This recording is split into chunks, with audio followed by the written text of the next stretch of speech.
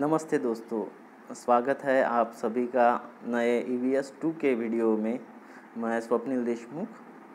तो पिछले वीडियो में हमने देखा कि काल विभाजन और कालखंड रेखा ये जो टॉपिक है हम देख रहे थे, उस पर हम कुछ बातें कर रहे थे।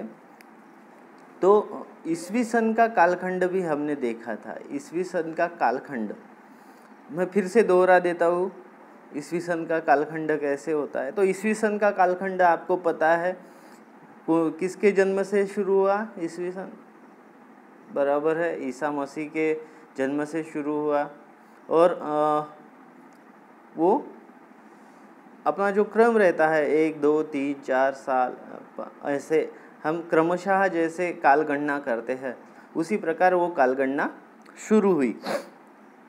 जो भगवान ईसा थे उनसे ये संबंधित है, इसलिए इसको ईस्वी सन ऐसा कहते हैं। और इसका प्रारंभ 1 से होता है, ये हमने देखा था।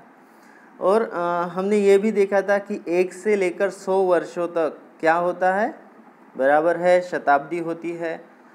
उसको हम कैसे लिखते हैं, 1 से 100। और एक सहस्त्रक किसे कहते हैं। हाँ, आपको समझ में आ गया है कि 1 से लेकर 1000, यानी शताब्दी जो है वो 10 शताब्दी जब हो जाएगी उसे हम सहस्त्रक कहेंगे। सही बात है। तो 1 से लेकर 100 वर्ष 1 शताब्दी, 10 शताब्दी यानी 1000 वर्ष यानी 1 सहस्त्रक। तो ये हमने देखा था। अब हम आगे देखेंगे कि ईसा पूर्व का कालखंड कैसा है। बराबर है ना, क्योंकि यीशु का जन्म हुआ तब से हमने काल गणना शुरू की, लेकिन उसके पहले भी लोग रहते थे।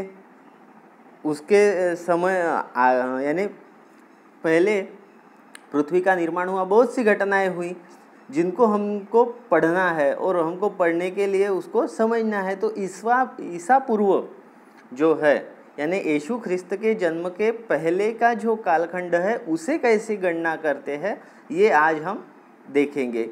तो ईसा पूर्व का कालखंड जो है वो जब हम उसकी गणना करते हैं तो उल्टे इससे करते हैं।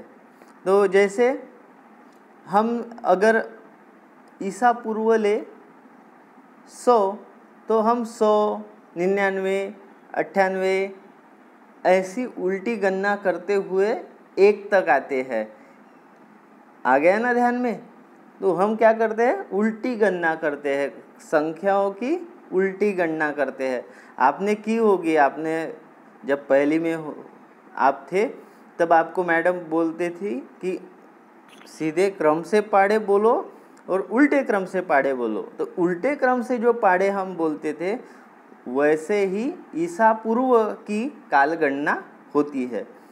तो इसमें भी उसी प्रकार है कि 100 से 1 ईस्वी सन पूर्व 100 से ईस्वी सन पूर्व 1, ये क्या हो गया, कितने वर्ष हो गए, 100 वर्ष हो गए। तो इसे भी सहस्त्रक कहा जाता है और शताब्दी कहा जाती है, माफ़ कीजिएगा। और सहस्त्रक किसे कहा जाता है, बराबर 1000 ईस्वी सन पूर्व 1000 से ईस्वी सन पूर्व 1 को क्या कहा जाता है, सही बात है, एक सहस्त्रक कहा जाता है। तो शताब्दी 100 ईस्वी सन पूर्व 100 से 1, सहस्त्रक ईस्वी सन पूर्व 1000 से 1। ये कहाँ, ईस्वी सन पूर्व ईसा पूर्व कालखंड।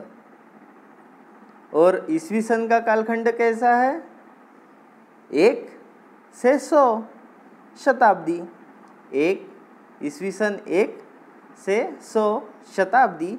और ईस्वी सन 1 से 1000 क्या हो गया, सहस्त्रक हो गया। तो ये आज हमने सीखा कि ईसा पूर्व कालखंड कैसे गणना करते थे और ईसवी सन का कालखंड का कैसे गणना होती है। ईसवी सन की कालखंड की गणना क्या होती है, सीधे क्रम से होती है, और ईसा पूर्व की उल्टे क्रम से होती है। वहाँ 100 से, ईसा पूर्व में 100 से शुरू होता है, 1000 से शुरू होता है और 1 पे आता है, और ईसवी सन का कालखंड 1 से शुरू होकर 100 तक जाता है। मुझे लगता है कि ये बात आपको समझ में आ गई होगी। तो ईसा पूर्व के कालखंड के कुछ उदाहरण हम अभी लेंगे। वर्धमान महावीर का जीवन काल ईसवी सन पूर्व 599 कितना 599 से ईसवी सन पूर्व 527 का था। देखिए गड़बड़ा मत जाइएगा, 599 से 527 यानी कैसा है, उल्टा है। वर्धमान महावीर यानी यीशु ख्रिस्त के पहले जन्म ले चुके थे, तो उनका कालखंड कैसे लिखा गया है, उल्टा लिखा गया है। भगवान गौतम बुद्ध का भी उसी प्रकार है, 563 से लेकर 483, यानी जो ईसा पूर्व के जो कालखंड है वो उल्टे क्रम में लिखे जाते हैं। तो ये था आज का वीडियो। मैं स्वप्निल देशमुख फिर से मिलता हूँ आपको अगले वीडियो में। तब तक के लिए नमस्कार।